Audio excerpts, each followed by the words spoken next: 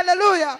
Yesu Kristo yaje kureba, ntazareba igihe turimo, azareza igihe amaso, akarangiza umutima wawe uburyo wamufashe. Yaranditse aravuga ngo uko yamye Yesu Kristo ngo uko yarari kera. Kurya twamwakiriye tukiri mu giturage, abantu benshi barimo kuvuga ngo byari iby'igiturage.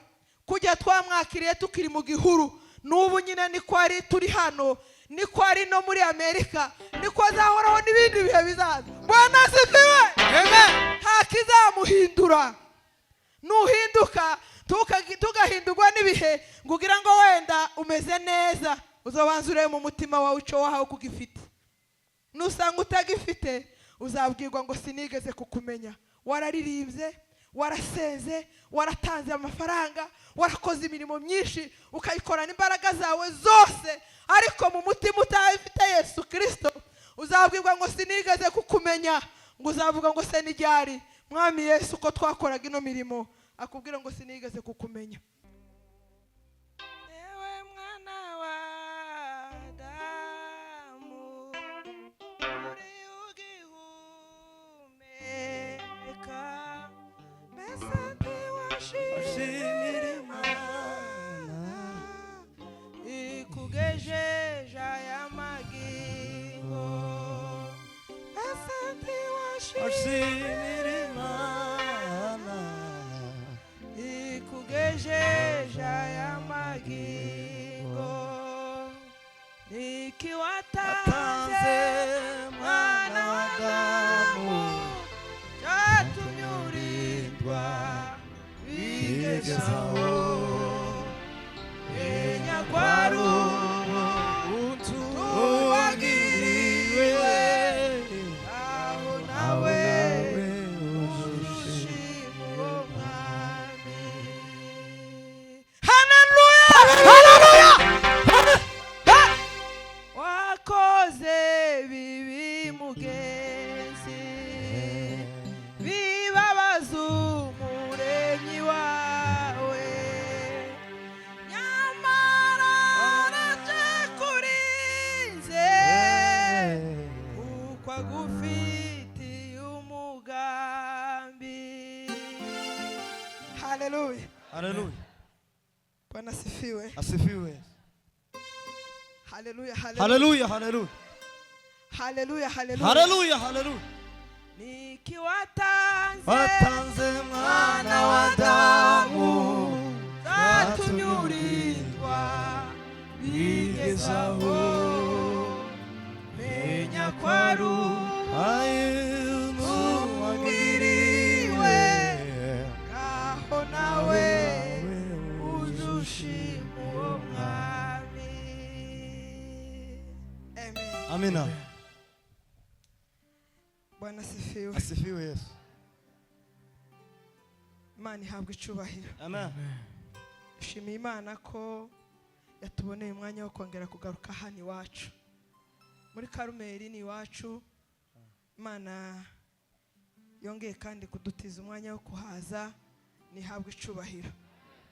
Turashimira abayobozi b'iri torero, abakristo bose mwadutekereje mukumva ko mugomba kudutumira ngo tubane, mwazukije uwari kuzuka. Kujya twahora tubakumbura, ariko nyine ntawuzi umenye uko ibihe biza bimera.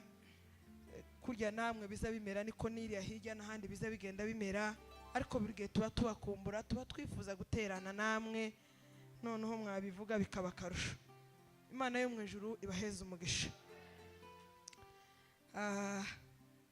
Turashimira abayobozi bacu batwiyumviriye bakabona ko ari twebwe tugomba kubera Imana akanwa. Bwana asifiwe. Dufite abapasiteri, dufite abavugabutumwa benshi muri Emmanuel, ariko abayobozi bacu babibabwiye ko tuzoba dufite n'umuvugabutumwa, natwe baratwiyumvira barabitubwira. Nabo turabashimiye, Imana ibaha umugisha. Tudatinze turavuga ijambo ry'Imana umwanya mutoya, ariko turavuga ijambo ry'Imana rinini. Bwana asifiwe. Turarivuga umwanya mutoya, ariko turavuga ijambo rinini, komeye, riremereye, rifite imbaraga zo gukiza, rifite imbaraga zo guhindura ibyananiranye bigahinduka, rifite imbaraga zo gukura umuntu ahantu rikamushitsa ahandi. Nubwo turivuga akanya gato, ariko ryo rifite imbaraga zikomeye. Bwana sifiwe. Duheze Imana icubahiro. Haleluya. Amen.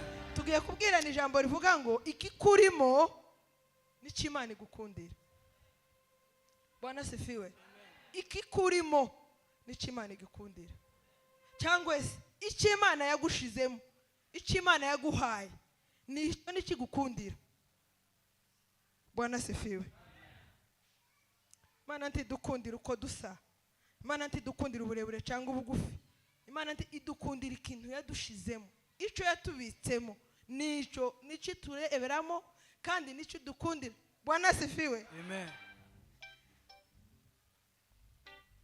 Umuririmbyi yararimbye aravuga ngo yafashe imigisha yose yo mu bumana ngo irayifatira yizana ngo yibumbira muri Kristo, ngo imara kuyishira muri Kristo ngo ifata Kristo iramuduha.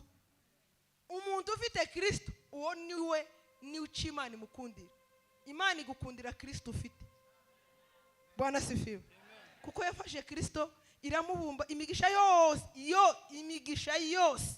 Nukuvuga ngo yose nyuma y'umugisha nta kindi kintu cyahasigaye.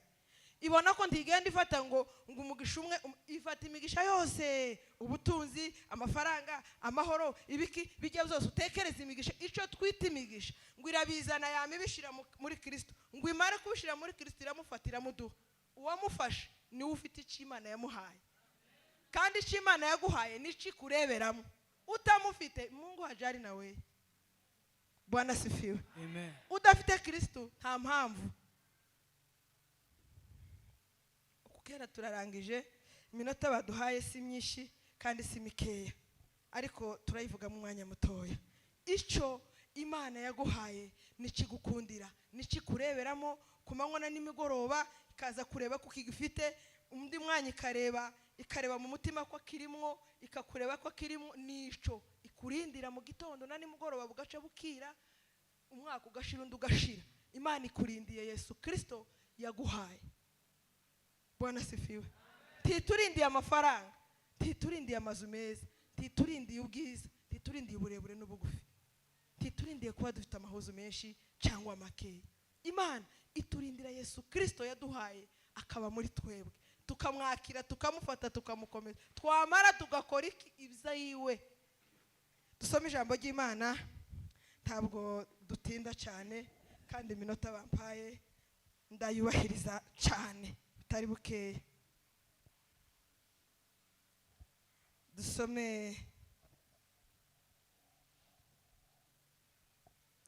mu Byahishuwe 3:11. Undi muntu aguma turebereye Abacamanza 9:9. Bwana sifiwe. Undi witeguye aguma turebera aho ngaho araza kuhadusomera.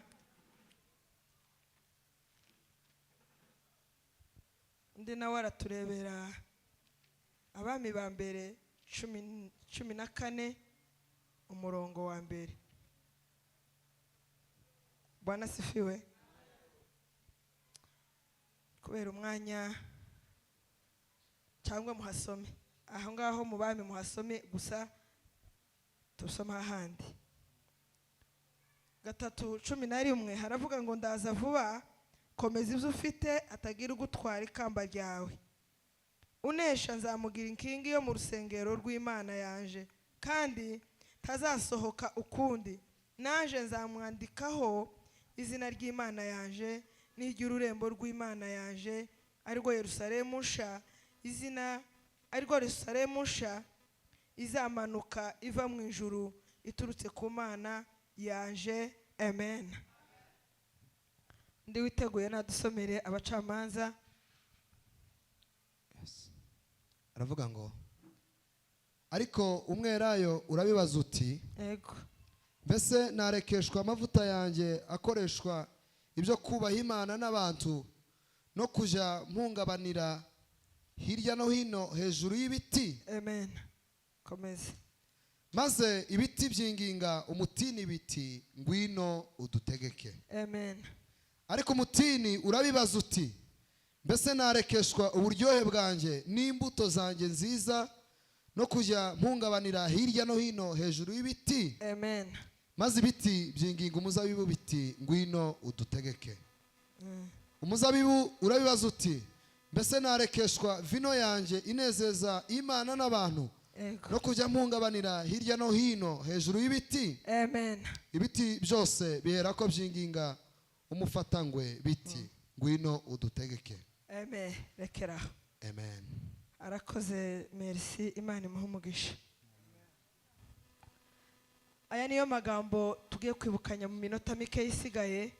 Twavuze ngo nukubwirana ngo iki turimo nico Imana iturindiye, nico Imana itureberamo, nico Imana idusuzumiramo. Ico yaduhaye tukagifata nico Imana idusuzumiramo. Yohana ku kirwa cy'Ipatimo, Bwana sifiwe, bari bamujanye kubw'impamvu yo kuvuga ngo apfe aveho.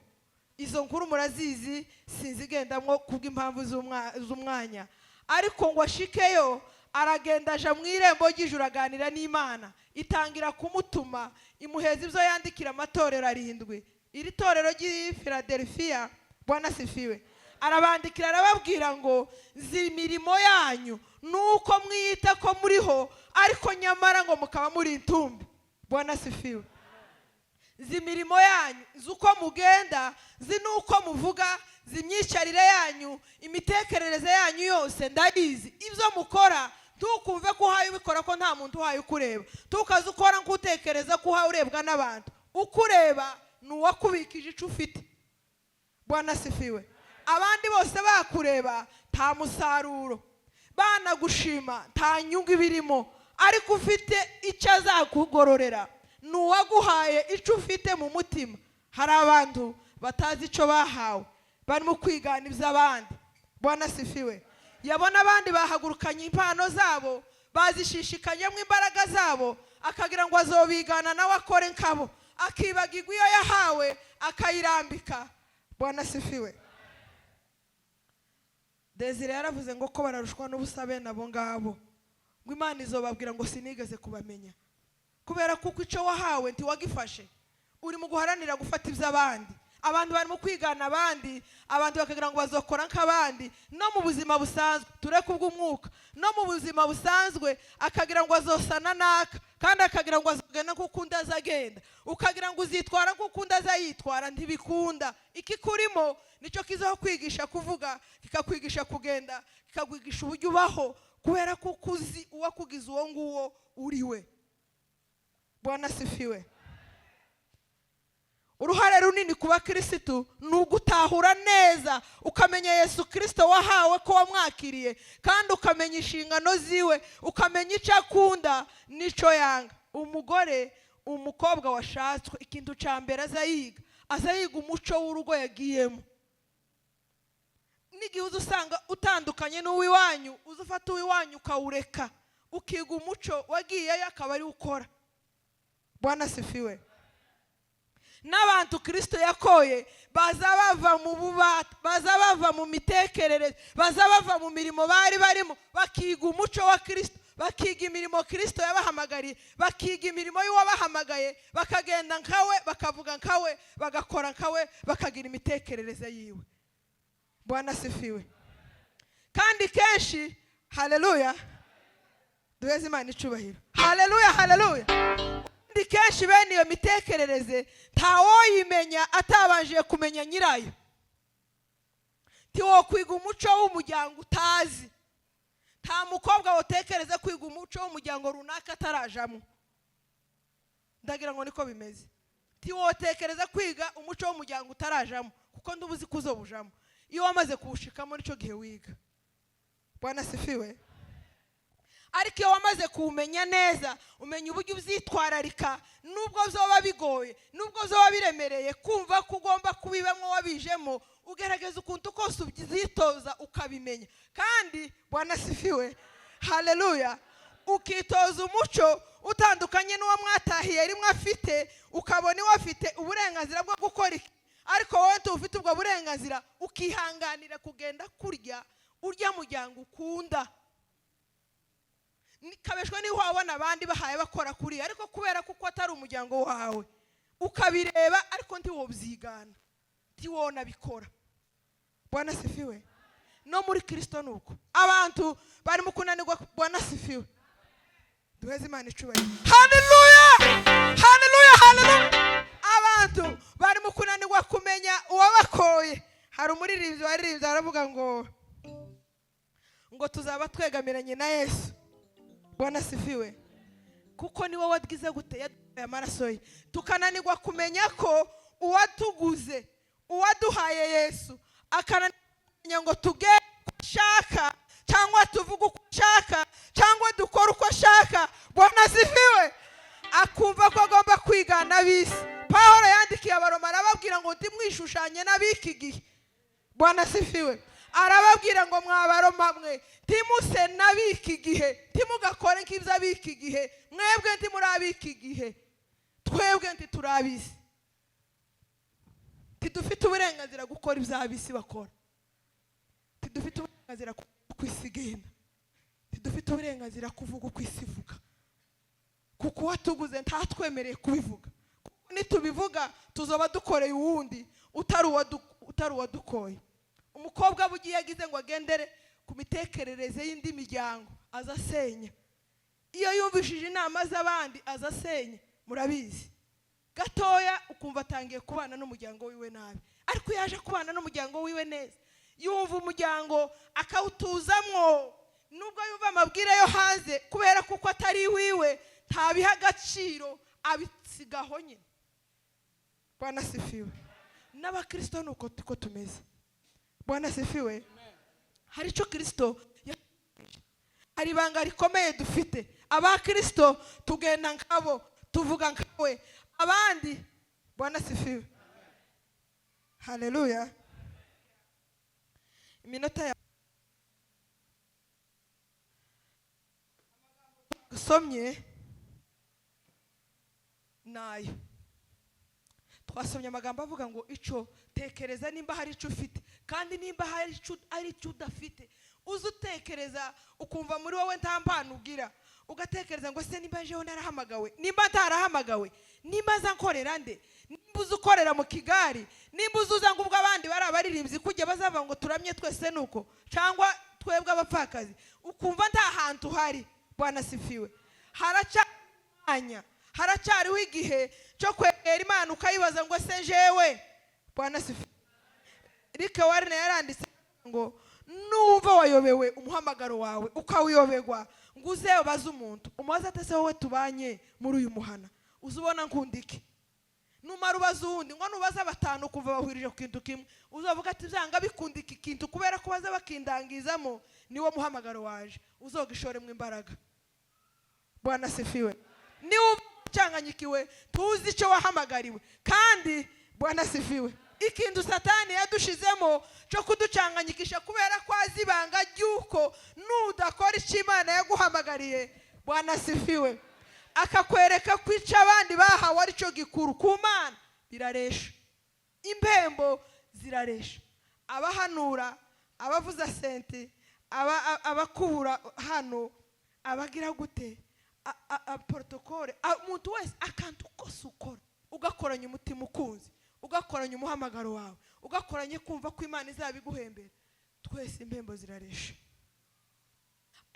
Tora araribwira ngo ibyo mwahawe tuzakagutwara ikamba ryawe. Satani arahagurutse kagenda yonona abantu akabakura mu ibyo bahawe, akabereka ko iby'isi ari zo byiza, akabereka ko cyari ko kwiza. Bwana sifiwe. Tabereke akabahisha ibi. Hari ibyaha byinshi Satani ari mu kuduhisha nta kitubwira ko ari bibi tukabikora ngaho ari byiza. Nibigezweho igihe kije cazanya n'igihe cyabyo tukagenda uko igihe kimeze tukavuga ngo nico gihe turimo. Nubwo ari cyo gihe turimo ariko Yesu Kristo ndazagendana n'ibihe, azagendana n'abafite imitima imenetse, azagendana n'abamumenye kuva kera, azagendana n'abaza batahura ibyo yavuze. Bwana sifiwe. Haleluya, haleluya. Yesu Kristo yaje kureba ntazareba igihe turimo, azareza igihe amaso akarangiza umutima wawe uburyo wamufashe. Yaranditse aravuga ngo uko yamye Yesu Kristo ngo uko yarari kera kurya twamwakiriye tukiri mu giturage. Abantu benshi bari kuvuga ngo byari iby'igiturage. Kurya twamwakiriye tukiri mu gihuru, n'ubu nyine niko ari turi hano, niko ari no muri Amerika, niko azahoraho n'ibindi bihe bizaza. Bwana asifiwe. Nta kizamuhindura. Nuhinduka tugahindurwa n'ibihe ngo ugira ngo wenda umeze neza, uzobanza urebe mu mutima wawe icyo wahawe kugifite. Nusanga utagifite uzabwirwa ngo sinigeze kukumenya. Wararirimbye, warasenze, waratanze amafaranga, warakoze imirimo myinshi, ukayikorana imbaraga zawe zose, ariko mu mutima utafite Yesu Kristo, uzabwirwa ngo sinigeze kukumenya. Ngo uzavuga ngo se n'iryari Mwami Yesu ko twakoraga ino mirimo, akubwira ngo sinigeze kukumenya. Umurimo wose ukora uzubanza utahure mu mutima, uvuga ngo si uyu murimo ngiye gukora ko ndawukora mutewe n'iki? Ese nawutewe nuko baduhaye bada basore? Ese nawutewe nuko bavuze ngo warinze turamye? Niwumva muri wowe bitarimo, nta mpamvu yo kunaramya nushaka uziyicarire. Bwana sifiwe. Haleluya. Niwumva muri wewe, ukumva muri wewe tuhagurutswe nuko abandi bavuze, ariko uzahagurutswe nuko umutima, umuntu watumwe n'umutima akora ari wenyine kandi agakora ari kumwe n'abandi. Akora mu mwijima, agakora mu mucyo, akora isaha iyo ari yo yose kubera ko afite ikintu kimutera gukora. Bwana sifiwe. Umuntu rero udafite ikintu kimutera gukora, iyo abandi batakoze ntakora. Iyo itegeko ritasohotse ntakora. Iyo batatanze itegeko ryo gusenga ntasenga. Iyo batanze itegeko bataritanze arareka ngo ntibabivuze. Ariko abafite icyo bahaye bakorera, bakora bari benshi, bagakora bari bake, bagakora mu mwijima, bagakora mu bibazo, kubera ko afite icyo arize muri we, afite icyo afite muri we kimutera gukora atitaye ku bimukikije. Niyo abantu bavuze ngo niyo pango, ariko nyamara ni ijambo rikomeye. Umukristo akora atitaye ku bimukikije. Umukristo akora atitaye ku rungano. Umukristo akora atitaye ku magambo. Umukristo akora atitaye ku bihari. Yumva ko afite icyo aharaniye, ategerezwa kuzakigeraho, akagihemberwa. Ijambo ry'Imana ridufashe. Haleluya.